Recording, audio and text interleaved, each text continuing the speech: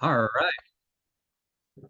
All right, ladies and gentlemen, we are back. I heard we're live on TikTok already, so I'm super excited that we're making some power moves all across social media. Susanna, how are you?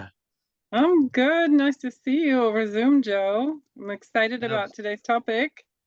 Yeah, me too. Me too. Super excited always to see you and bringing on some heat today. I've got your slides ready to go. I'm going to go ahead and pull these up and we could share with the audience. But ladies and gentlemen, we are back for Commercial Real Estate Investor Club, where we're looking to bring incredible value to help and serve you. And perhaps you will need our assistance on putting the financing together or our creative minds together to take that deal across the finish line. So we're here to serve, guys. That is plain and simple. We're here to serve. I'm in BNI, givers gain mentality. So I will share. Whoa, that is loud on TikTok. So all good. I like that it's working. So here we go, ladies and gentlemen. Susanna, could you see my screen, my slides? Not yet. Oh, yep. Nope. There it was. It says loading. Yep. All right, beautiful. So, ladies and gentlemen, the incredible, the amazing Susanna Royce. Here we go. Let's do it. Well, you're introducing me, but this first slide is all about you, actually, Joe. Oh, okay. So this is just an introduction, right? So how does one, like, once you're kind of in the game, whether it's residential MLO, commercial MLO, or starting out to invest in real estate, or you want to kind of level up, what are the steps that one would go through on that journey, and how does commercial financing fit into that, right? But so the number one slide is why mindset matters, and you, I know, are very experienced there as a very experienced coach and mentor, because a lot of people think, maybe they're in the role of an MLO, or they're in the role of, a commercial analyst, right? So once you're in the game and you understand the basics, the road is wide open. But if you don't have the mindset, if you don't think you can do it, if you're not going to take the chance, or you don't learn the steps how to really level up. I mean, we have had clients between you and I that started out as W-2 employees, and within a few years were pretty sophisticated investors. We've also had people who started as residential MLOs and are now full-time earning income from commercial financing. So what do Absolutely. you have to add from your vast expertise as a coach and mentor on the mindset? Thank you for bringing up the slide and asking that question, Susanna. So most people, it's all boils down to one single thing: fear. False evidence appearing real, FEAR. And I call it sometimes a hallucination where knowledge is potential power, but when you take action, that's true power. Because you can sit on this webinar training, YouTube, read all these books, which is potential power, but the real power becomes when you actually start taking massive action. So whatever's holding you back, it usually stems from childhood. If it's really serious, please get professional help.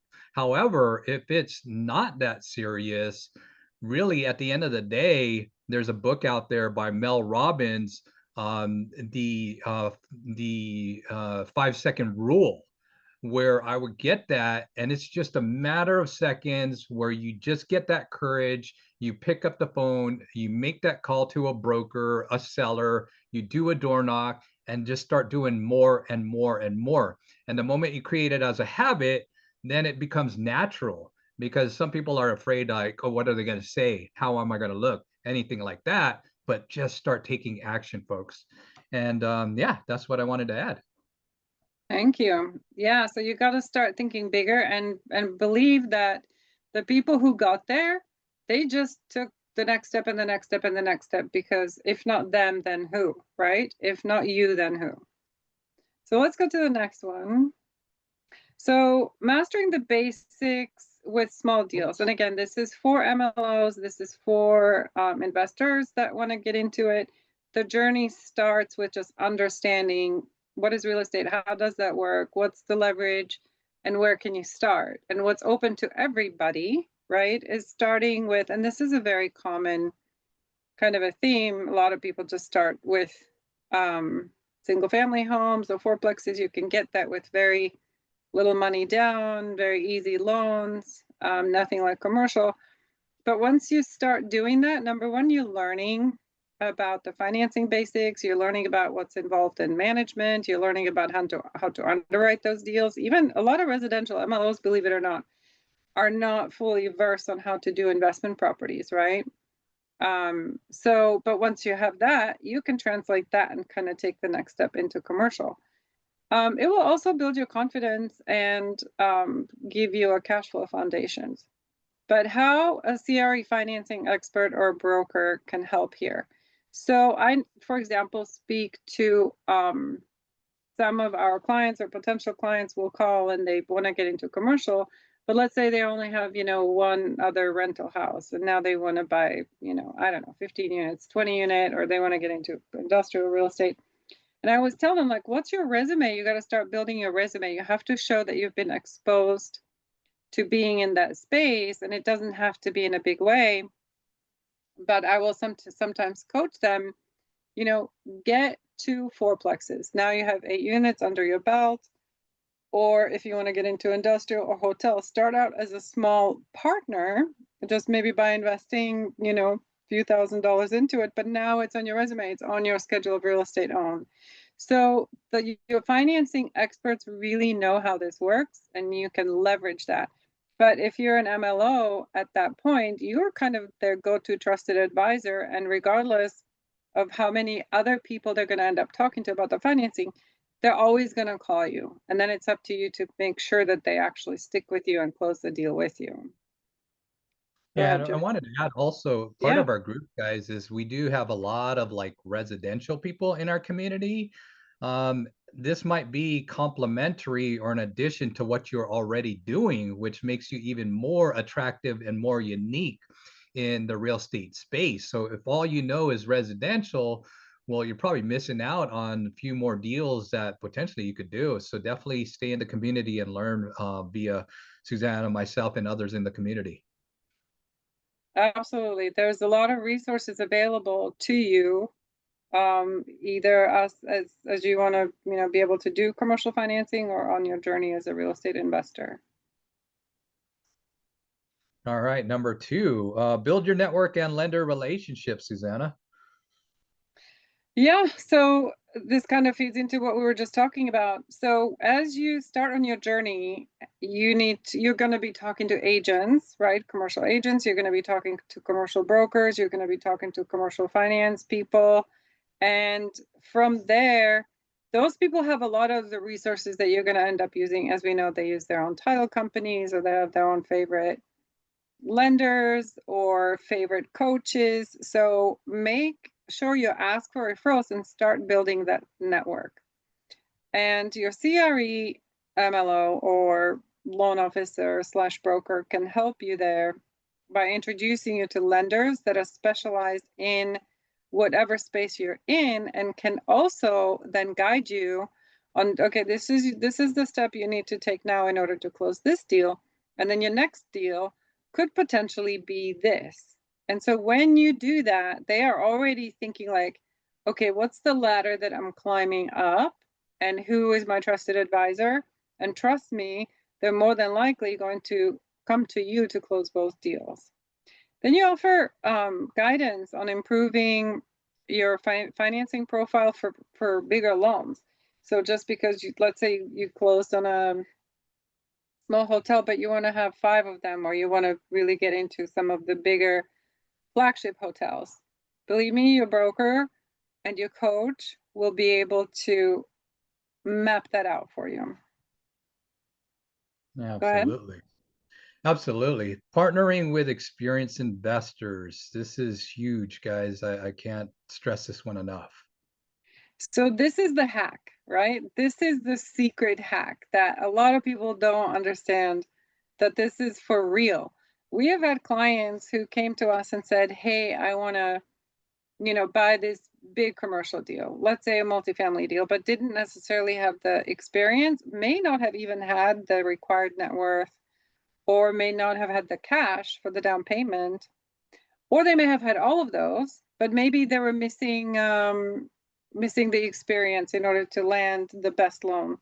So sometimes your broker, like Joe and I, are able to put our clients in partnerships. We'll make the introductions to make that deal happen. And now, speaking of which, if you're in the commercial financing space and you're able to do this for your client, I guarantee you, you're gonna get paid.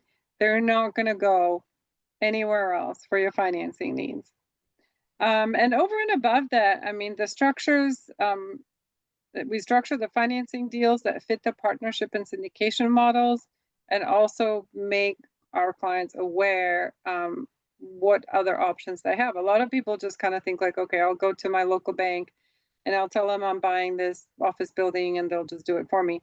Well, you're welcome to do that, but are you getting the best structure? Are you getting the best rates? And are you really aware of the landscape in general? And we coordinate with lenders to align the financing with your investor requirements.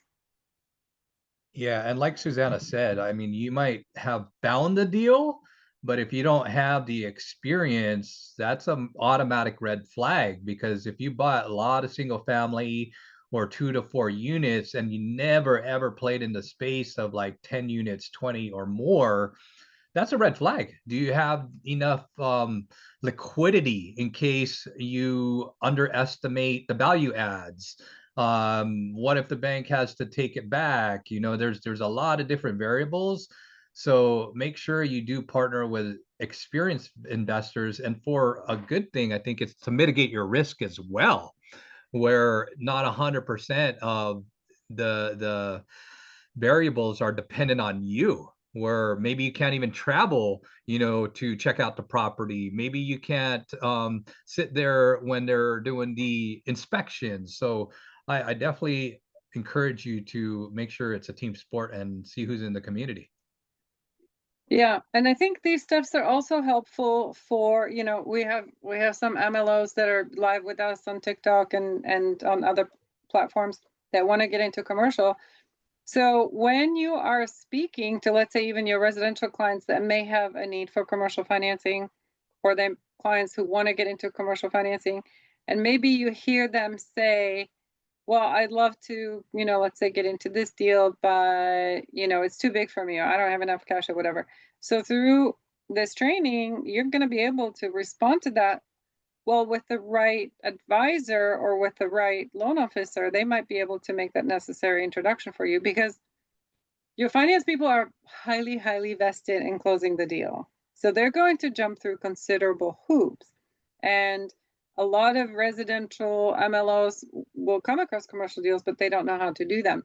But through kind of our trainings, they will kind of figure out that as long as the basics are in place, some of the other kind of shortcomings of the deal can be overcome by just leveraging your network there. And they can earn referral fees by doing that. How many times have we, when we close deals, I would say probably at least 60% of them probably come from referral partners, and a lot of them come from residential MLOs too. Right. Let's go lead your own deals. Okay, on the next one, sorry. All right, so now we have taken the second step, right? So we started in, let's say, residential, had enough on our resume to get into the first commercial deal, but now you have your own track record. And so this really kind of unlocks a whole other level in commercial real estate, because you can now run deals on your own. You can even potentially, so now you don't need introductions to potential partners, because you can get your own partners, right? People are going to want to work with you because, number one, they're going to need the experience, and they also, obviously, your deals have to cash flow, otherwise they wouldn't be financeable. So you can even start syndicating or partnering with other people, so you're not using your own cash. And this is important because as finance people, or as real estate agents who are, helping people find these deals, sometimes you find a great deal, but let's say it's a little bigger than you were thinking, right? And you're not sure how to bridge the gap. You can bring in investors. You can, as an experienced investor on your under your belt, you can start partnerships. You can start reaching out to people under the proper legal structure, of course. But that is step number 4. So how a commercial finance person is helping at this point is advise on the loan structure, because at this point you may be eligible for non-recourse loans, and help secure financing terms suited for syndication and growth. And those deals honestly aren't as complicated as people think. They kind of get scared, like, oh, this is a limited partnership, or oh, this is a syndication. I'm not sure how to structure it. I'm not sure how to finance it. It's literally very, very similar to just, doing a regular commercial loan. You just have kind of the people in charge, which we call a sponsorship team, and then they have investors who are bridging the gap in the down payment. So it's not a very steep learning curve, is what I'm saying. So And let's go on to step. Go ahead. yeah, a question that you might even want to ask yourself, folks, like if you're really wanting to level up in commercial real estate, do you have the time to lead your own deals? Because perhaps you're a doctor, a dentist, an attorney, your workload is so heavy. It might be best to just stay as a limited partner. So really you got to take all those different variables into place. Are you going to be wanting to level up and be a GP so you could escape your rat race job or whatever, that 9 to 5er? Well, if that's the goal, then this is exactly what we're talking about. But if perhaps you have a great job, a great career, great benefits, and you're like, no, I don't want that headache, I don't want that liability, then stay a limited partner. So we're not saying that like you must level up, you must lead your own deals. You got to also ask yourself, how much time in a day do I have to participate? Because being a GP, that's a big responsibility. So I want you guys to think about that as well. For sure, for sure. Let's go to the next one, Joe. Okay, step 5, scale to institutional deals. So again, but like Joe said, some people never, honestly, they never want to step into the sponsorship roles, but doesn't mean you can't get into the institutional deals by being a limited partner, right? So that's a choice, and a consideration that everybody has to kind of think about. But whether you are a limited partner or a GP, general partner, now after you've gone all these steps, and these can actually be done, in less than 5 years, right? So 100 plus units, industrial, retail, or hospitality properties like large hotels, they tend to be very heavily syndicated when you go into some of the large flag hotels. Complex financing, and now you have access again. So all of these deals will be non-recourse, meaning that you're not required to personally guarantee the loan.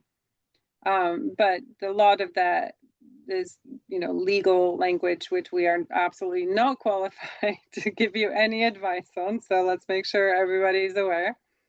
But then you really can rely on your commercial financing officers to connect you with the institutional lenders and larger capital sources. There is actually a slew of them that may not be as well known, right? How many people really know about CMBS, or how many people know about other debt funds, whether they're, I mean, in the rehab type and value add on the rehab side, it's almost all debt funds.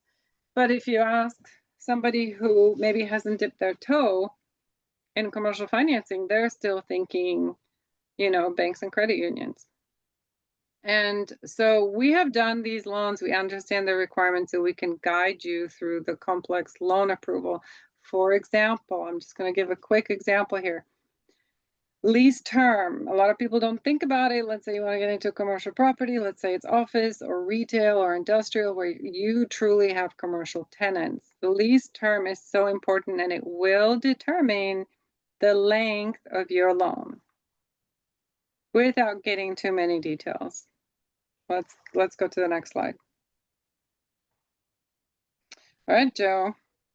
All right. You tell us that put your coach hat on and talk to our Absolutely. audience about the key mindset. How important is this? This is so timely, Susanna, because you and I didn't even speak about this topic today, and I was reading a book by Rory Baden, and in that book, he talks about um, dilution, where if your focus is not there, your messaging is not there, you've got to stay committed. If you really want to get into commercial real estate, if you really want to do this, you got to stay committed, even if you're not seeing the results immediately, because it's more a long game than a sprint. It's not a fix and flip. It's not a single family or a 2 to 4 unit buy and hold. But I'll tell you what, some of these deals could be tremendous. I like the fact that you put down here, embrace the lifelong learning, because if you're not growing, I always say you're dying. In commercial real estate, you will constantly grow, you will constantly learn different things, and you might experiment with multiple different asset classes. A lot of residential agents or MLOs out there might be only familiar with multifamily. I played that game, I'm still playing that game, but I really had an appetite for storage. And I got into storage, I acquired several storage facilities, and it's a different game. So, there's retail, there's hotel motel, there's mobile home parks. So this Yeah. continuous lifelong learning could keep you abreast of what opportunities are presenting itself. Because like right now, I could say some people are scared to go into office, but it's one of those things where, they say buy low, sell high. Office right now, if you have the wherewithal and know how to properly position these properties into performing assets, will go after office like crazy right now. I absolutely agree, but but you have to have the right mindset, right? Because when you are scared when the world is running, you need to do the opposite. Didn't Warren Buffett say, "Be greedy when others are fearful, and be fearful when others are greedy"? Correct, correct, Right? correct. All about that mindset. And I appreciate the fact that you're able to talk about this because I know that you've been a coach and mentor to a lot of people who have really knocked it out of the ballpark with commercial real estate. And we want to kind of lean on that from the financing standpoint because I'm here to kind of advocate and teach residential MLOs potentially, right? How do you get to refer these deals and get paid for your referral? How do you potentially, get into the industry yourself, either as a commercial loan officer and, or maybe you want to start your investment journey. So that's what we're here for. And Joe, you have seen the journey with so many people that we really always appreciate your insights and advice. Thank you, Susanna. And yeah, surrounding yourself with people who challenge and support you, that kind of boils down to coaching. So whether you're ready or not, I do want to share. I mean, every great athlete even has a coach. You look at like Tiger Woods and Michael Jordan and Manny Pacquiao recently. It's one of these things. No matter how good you are, a coach will see a blind spot. They'll see your vulnerability and will help you level up. So if you are interested in coaching, with our group, with Susanna or myself, feel free to reach out and ask us about that because it is available. Absolutely. And also, guys, keep in mind if you're looking at commercial deals or you have clients that are looking at commercial deals, reach out. We will help you look at it. We'll help you determine whether it's a viable deal. And if it is, we'll absolutely hold your hand through it. Absolutely. Sometimes, you've been out there, maybe you have been in a coaching ecosystem or what have you. It might be $500 a month or $1,000 a month. Let's just take the round easy number, $1,000 a month times 12,000. Well, what if that coach actually saved you hundreds of thousands, if not millions, by a single coaching session? And he said or she said, don't do the deal because blah, blah, blah. On the exact opposite, what if you went forward, right? You didn't have a coach. And instead of investing $12,000, like I said, that deal cost you $100,000 or $1 million. True story. I knew this potential developer. He was pounding his chest here in San Diego. I'm a developer. I'm a developer. How many deals did you do? Oh, I'm working on my first one. Well, true story. I came to him a few months later. I go, hey, how's that deal going? And total opposite. He went from super confident to exact opposite. He was hating life. He was getting sued left and right, and he was one and done. So Oh, we wow. potentially mitigate your risk, folks. You do hear those stories, and I experienced it firsthand because I've done a deal or two where I should have had a coach or I should have listened, and yeah, it's money well spent as long as obviously the coaches are qualified to talk about that subject. But you're right. I think honestly, truly think that the biggest benefit there is that you don't see your own blind spot, right? By definition, and your coach is, and if honestly, if it does nothing else other than that, I think it's worth it. But we're here to offer that to you. We're here to also offer you guys this free trainings, which you guys are participating in, just to give you a concept of what commercial real estate, what commercial financing entails. You guys are welcome to post on school if you have specific questions or specific topics you guys want us to cover every week. And then we're obviously have kind of an outline of what we want to cover, but we're super open to if you guys want us to go deeper into any specific part of the process, we're happy to do that.